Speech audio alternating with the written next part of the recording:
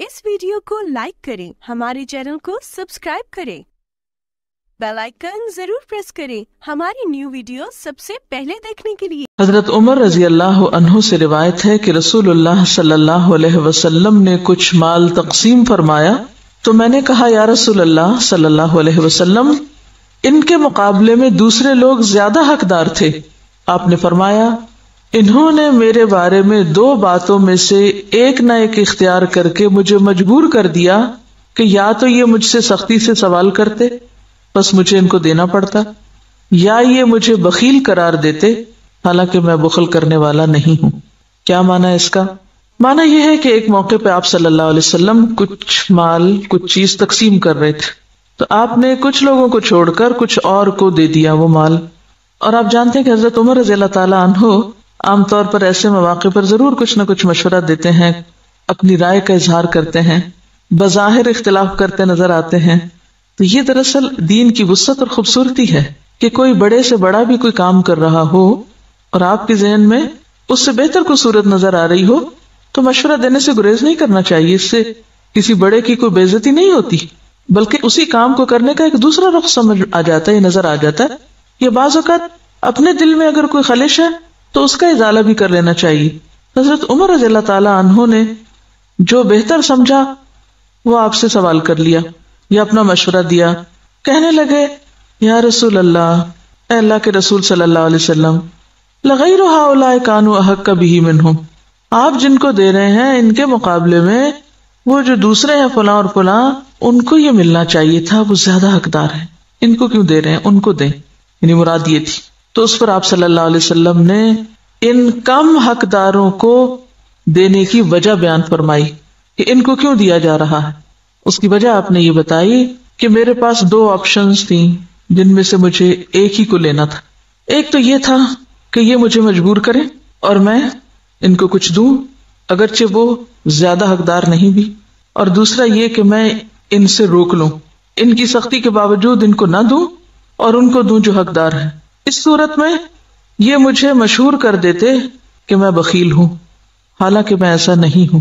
और एक पैगंबर का बखील मशहूर किया जाना या बखील समझा जाना उसके मिशन के रास्ते में रुकावट बनता है। तो बात यह है कि जब इंसान किसी ऐसी सिचुएशन में घिर जाए तो फिर सिर्फ जाहिरी हालात पर ही मामला नहीं करते, फिर वही बात कि एक तरीका होता है किसी काम को करने का बर बिनाए हकीकत और दूसरा है बर बिनाए जरूरत। हकीकत तो यही है कि दिया जाना तो उन्हीं को चाहिए जो ज्यादा जरूरतमंद है, लेकिन इस वक्त की जरूरत क्या है, एक बड़ी मसलहत और एक बड़े फायदे की खातिर कि उनको दे दिया जाए जो निस्बतन कम जरूरतमंद है, लेकिन उनको दिया जाना दीन के बड़े फायदे में है। इसी का नाम हिकमत है कि इंसान फैसला करते वक्त सिर्फ जाहिरी और वक्ती हालात को न देखे, सिर्फ एक ही चीज को न पकड़ ले, सिर्फ वक्ती फायदे को न देखे, बल्कि उससे आगे बढ़कर बड़े फायदे को देखे। और यही उसूल सारी जिंदगी में हम पर अप्लाई होता है। कैसे? जैसे मैंने एक मिसाल दी थी कि 100 रुपया छोड़कर करोड़ की तरफ जाने वाला ही अक्लमंद है, यानी दुनिया देकर आखिरत की तरफ दौड़ने वाला ही अक्लमंद है। इसी तरह आम रोजमर्रा जिंदगी में भी बाज़ औक़ात जाहिरी तौर पर एक चीज ज्यादा अहम आपको लग रही होती, फौरी आप करना चाहते हैं उसको। जैसे एक चीज अहम होती है और एक चीज अर्जेंट होती है। अमूमन हम क्या करते हैं, अगर अर्जेंट और अहम में हम एक को इख्तियार करने लगे तो अमूमन क्या करते हैं, अर्जेंट। और अर्जेंसी तो हमने हर चीज में डाली भी होती है। किसी भी चीज को अहम बनाना हो तो हम उसको अर्जेंट कर देते हैं, है ना। आम रोजमर्रा जिंदगी में भी कुछ काम है जो बड़े अहम है हमारी जिंदगी में और हमें करने चाहिए और उन्हीं के करने में ज्यादा फायदा है, लेकिन हम क्या तरीका इख्तियार करते हैं, क्योंकि वो अर्जेंट नजर नहीं आते, लिहाजा हम उनको वो पिछले खाते में डालते रहते हैं। अच्छा, फिर बाद में कर लेंगे, फिर हो जाएगा ना, फिर कर लेंगे, फिर कभी कर लेंगे। अभी तो हमें ये करना चाहिए जो इस वक्त क्या नजर आता है, अर्जेंट नजर आता है।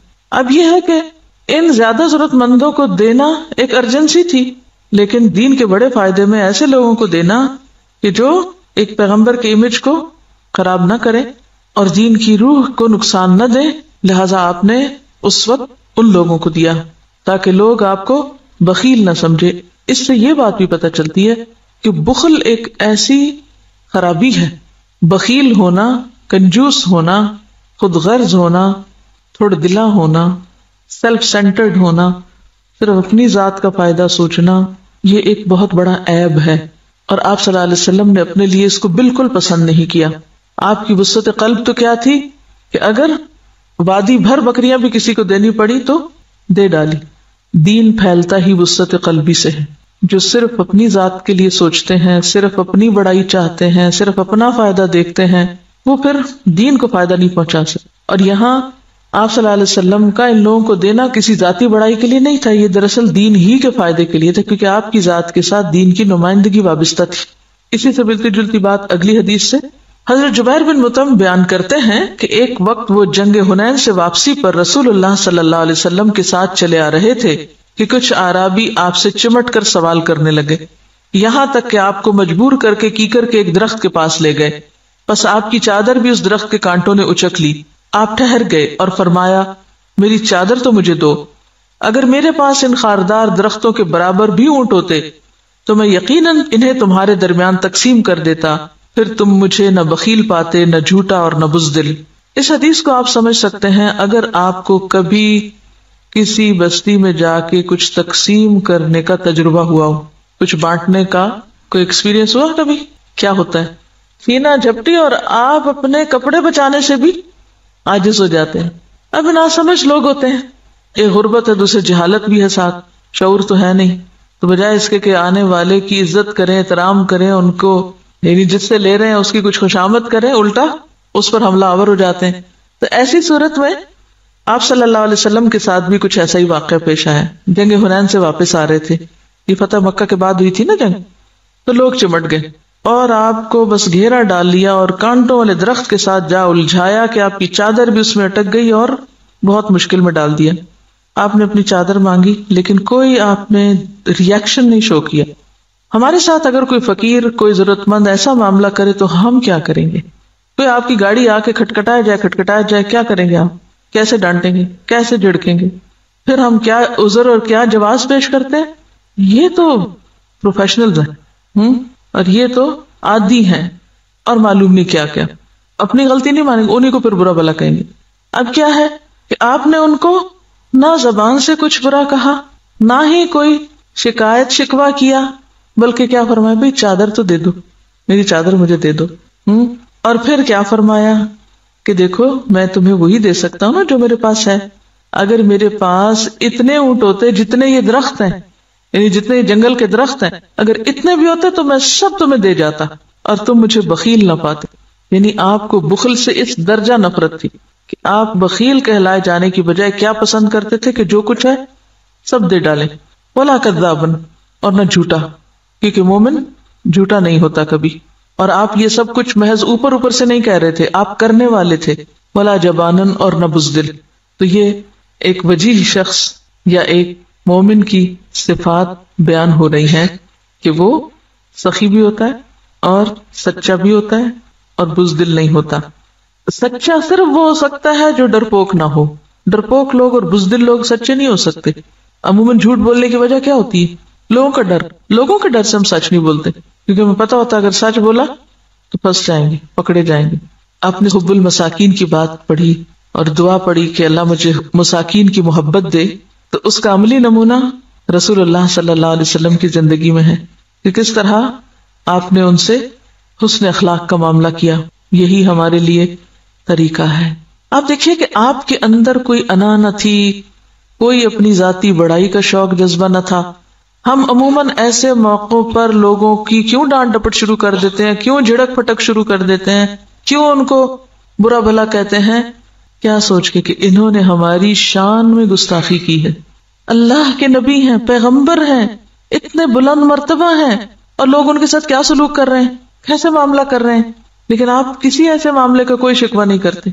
ہمارے ساتھ اگر کوئی ایسا کرے تو ہم کتنے دن تک اس کا تذکرہ فرماتے ہیں، سالوں یاد رکھتے ہیں کہ وہ فلاں بستی میں گئی تھی اور انہوں نے تو میرا حال یہ کر دیا، اور وہ دے بھی آتے ہیں اور بیٹھ کے ان کی برائیاں کر کے عمل بھی ساتھ ہی ضائع کر دیتے ہیں۔ بھئی وہ ایسا کرتے تو ہم نے ان کے لیے کیا کیا، اور اگر کچھ نہیں کیا تو کم از کم ان کے رویے پہ پھر صبر ہی کر جائیں۔ تو یہ جو تھا نا ہر چھوٹی بڑی مصیبت پہ تبصرہ کرنا اور باتیں بناتے چلے جانا، یہ بھی ناسمجھی کی علامت ہوتی ہے. ہر چھوٹی بڑی پریشانی کا تذکرہ کرتے رہنا، فلاں نے میرے ساتھ یہ کر دیا، فلاں نے یوں کیا، فلاں ایسا کرنے والا ہے، فلاں یہ کر دے گا. کیا یہ غیبت نہیں سمجھتے ہم؟ کیا سوچ کے ہم دوسروں کی برائیاں دوسروں کے سامنے کرتے ہیں؟ کیا سوچ کے؟ دوسروں کی ہمدردی لینے کے لیے، اور اپنے ساتھ ظلم ڈھا رہے ہوتے ہیں اپنی نیکیاں برباد کر کے. تو جو یہ نہ جانے کہ چپ کہاں رہنا ہے اور بولنا کہاں ہے، وہی نہ سمجھ. جہاں ہمیں چپ رہنا چاہیے وہاں ہم بولتے ہیں، اور جہاں ہمیں بولنے کو کہا جائے وہاں ہم چپ ہو جاتے ہیں. یہ باشعور ہونے کی علامت نہیں. آپ دیکھیے کہ عام طور پر ہم صدقہ خیرات کیوں کرتے ہیں؟ نیک نامی کے لیے، کہ ہم سخی مشہور ہوں، ہمیں ثواب ملے، ہماری بلائیں دور ہوں. یہی مقاصد ہوتے ہیں نا صدقہ کرنے کے. چلیے یہ درست ہے یا نہیں جو بھی ہے، لیکن آپ صلی اللہ علیہ وسلم جو کچھ خرچ کر رہے ہیں وہ کس کی بہتری اور بلندی کے لیے؟ پھر دین کی بلندی کے لیے. عام طور پہ جب ہم کسی کو دیتے ہیں تو ہم چاہتے ہیں ہمارا نام پتہ چل جائے، ہم ہیں کرنے والے. لیکن جن کو دین کی بلندی مقصود ہوتی ہے ان کو اس کا کوئی شوق نہیں ہوتا کہ ان کا نام پتہ چلے کسی کی، کیونکہ انہیں یقین ہوتا ہے کہ ہمارا رب دیکھ رہا ہے اور وہ پوری جزا دینے پہ قادر. اور اگر دین کی سربلندی ہوگی تو ہماری بھی عزت. ٹیم جیسے مثلا فٹ بال کی ٹیم ہے، جب کوئی ایک شخص اس میں سے گول کرتا ہے تو کس کو فائدہ پہنچتا ہے؟ ساری جیتتی ہے نا. اور اگر ایک شخص وہ نہیں کرتا تو سب ہارتے ہیں. تو یہی ٹیم ورک ہوتا ہے کہ جب ہم ایک سب کے فائدے کے لیے کریں گے تو اس کا فائدہ ہمیں بھی پہنچے گا، اور اگر ہم صرف اپنے فائدے کے لیے کریں گے تو ہمیں بھی نہیں پہنچے گا اور سب کو بھی نہیں پہنچے گا.